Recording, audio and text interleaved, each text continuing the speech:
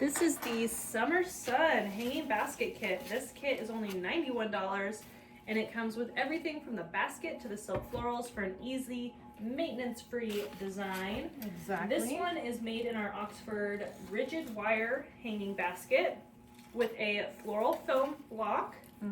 And we also in the kit included floral wire, so you can wire that floral foam down to your hanging basket. I forgot to glue it, so I just added glue.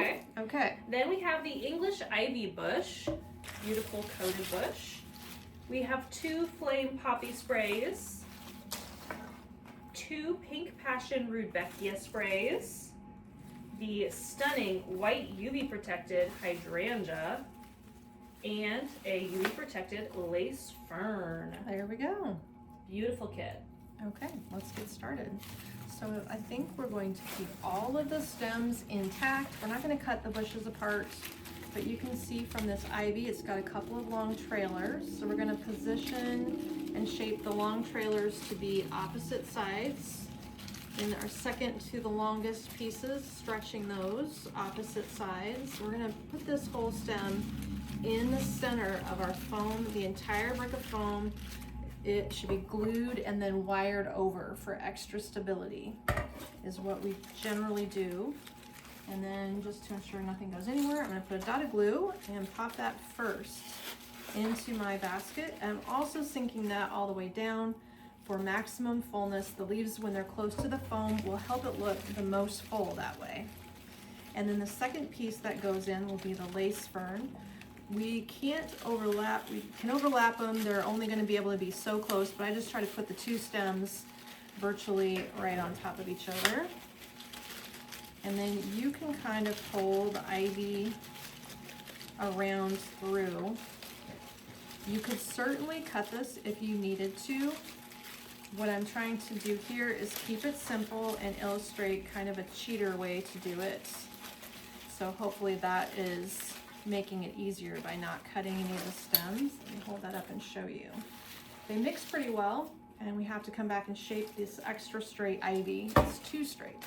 Next up, let's put in the hydrangea. This has nice long sections, which is going to be helpful because look how easily this is going to shape in the round. Let's let 2 of them go up, and let's let the other 4 be down. And that makes a nice balanced shape. We're going to find a spot near the center and pop that over top of everything. And then just kind of lifting some of the ferns up and moving my hydrangeas under the fern fronds, under the ivy a little bit to help position it and blend it in. We don't want all that fern to be smashed. We need some of it to help fill up around all of the gaps between the hydrangea. There we go. Okay. Now you can see this ivy is bugging me. It's too straight and stiff. We got to give it some curves and dips.